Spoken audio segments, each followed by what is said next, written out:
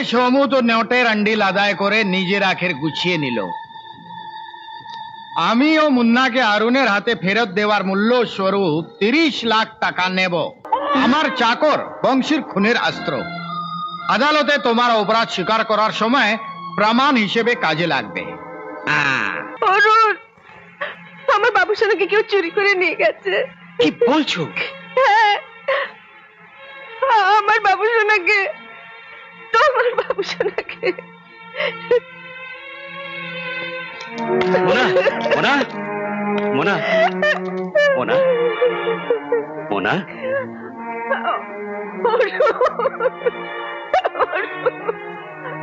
চিন্তা করো না, আমার বাবুসোনাকে ফিরিয়ে আনো।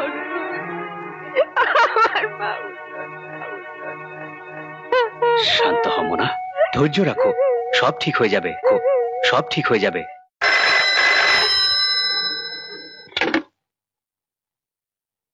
হ্যালো, শ্রীচরণেশু আন্টি জি, আমি সমু বলছি, তোমার দেওর পো। সমু? সমু আমার মুন্না কোথায়? আমার কোলে খেলছে, খিলখিলিয়ে হাসছে। এই যে আওয়াজ শুনবে, এই নাও শোনো।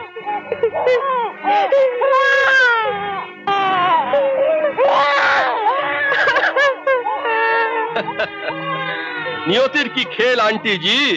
কালকে আমি যখন কাঁদতাম তুমি হাসতে, আজ তুমি ফুপিয়ে কাঁদছো আর আমি জাকিয়ে হাসছি। কি চাও তুমি? তোমার প্রেমের প্রতীকটিকে নিরাপদে ফিরিয়ে দেবা মূল্য 30 লক্ষ টাকা, only 30 লাখ। সমু,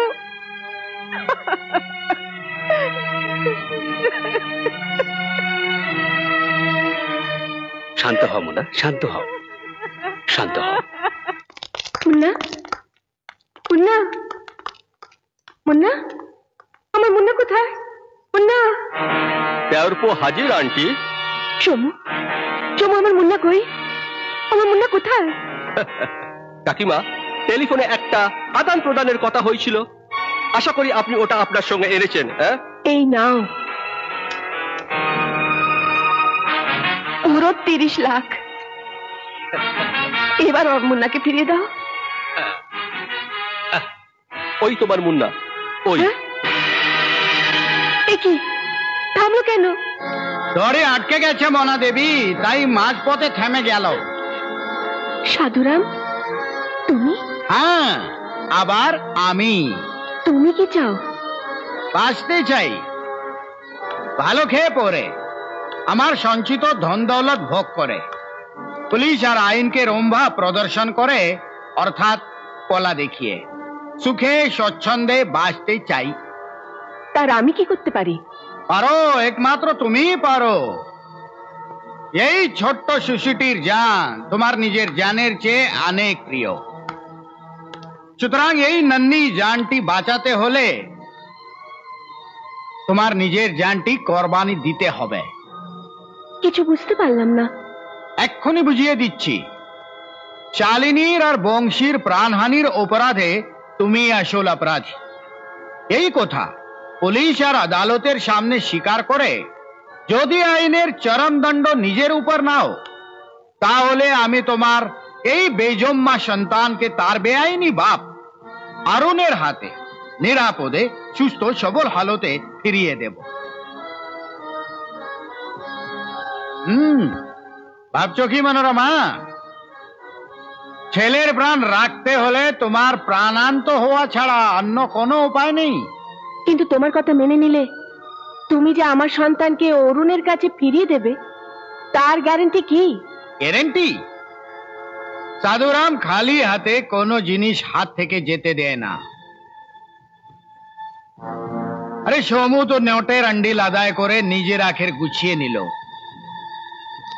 আমি ও মুন্নাকে আরুনের হাতে ফেরত দেওয়ার মূল্য স্বরূপ 30 লাখ টাকা নেব।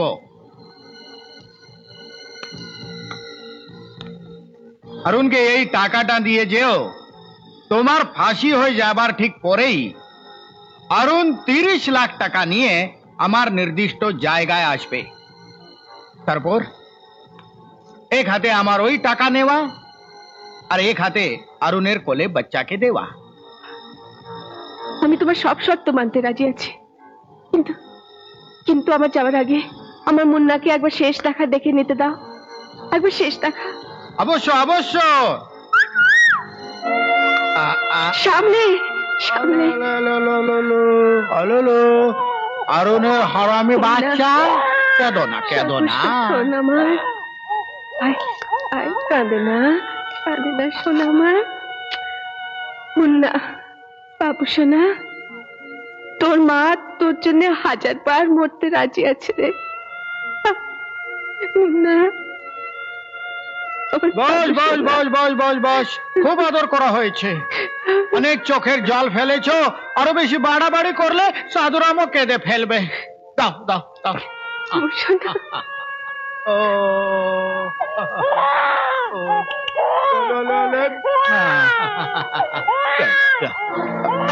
আরে দাঁড়াও মোনা দেবী, দাঁড়াও দাঁড়াও দাঁড়াও। ও যাবার আগে এই পিস্তুলটা সঙ্গে নিয়ে যাও। আমার চাকর বংশীর খুনের অস্ত্র। আদালতে তোমার অপরাধ স্বীকার করার সময় প্রমাণ হিসেবে কাজে লাগবে। যাক যাক।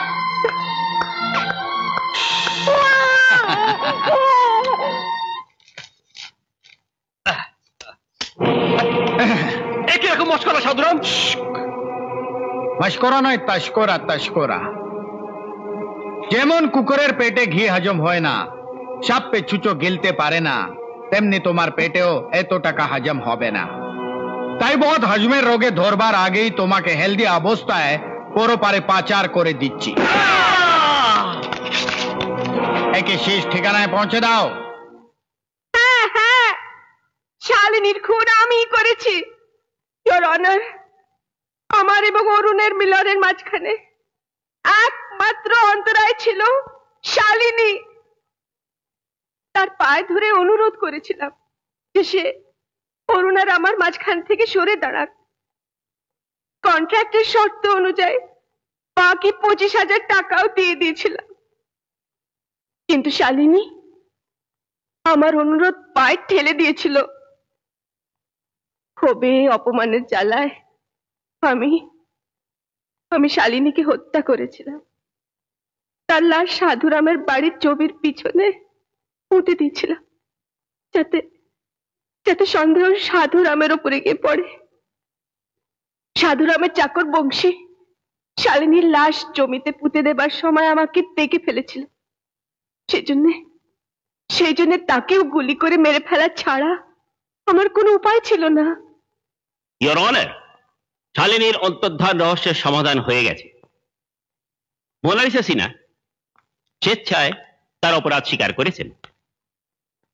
শালিনীর কবরের সামনে এই পিস্তল এক্সিবিট ডি পাওয়া গেছে, যার গুলিতে বংশীর মৃত্যু হয়েছে, এবং এই পিস্তলের উপর মোনালিসার আঙুলের ছাপ সুস্পষ্ট রয়েছে। সুতরাং ইওর অনার, পরে প্রিমেডিটেটেড কোল্ড ব্লাডেড মার্ডারের জন্য মোনালিসা সিনহার প্রাণদণ্ড হওয়া উচিত, এবং সেই প্রাণদণ্ডের জন্য আমি মহামান্য আদালতের সামনে অনুরোধ জানাচ্ছি। That's all your honour. Thank you. আসামির আদালতে অপরাধের স্বীকারোক্তি এবং নতুন প্রমাণাদি বিচার করে আমি মোনালিসা সিনহাকে Indian criminal panel code under section 302 অনুযায়ী প্রাণদণ্ড দিলাম। এমন আরো অনেক ভিডিও দেখতে এই চ্যানেলটি সাবস্ক্রাইব করে নিন এবং পাশের বেল আইকনটি প্রেস করে দিন।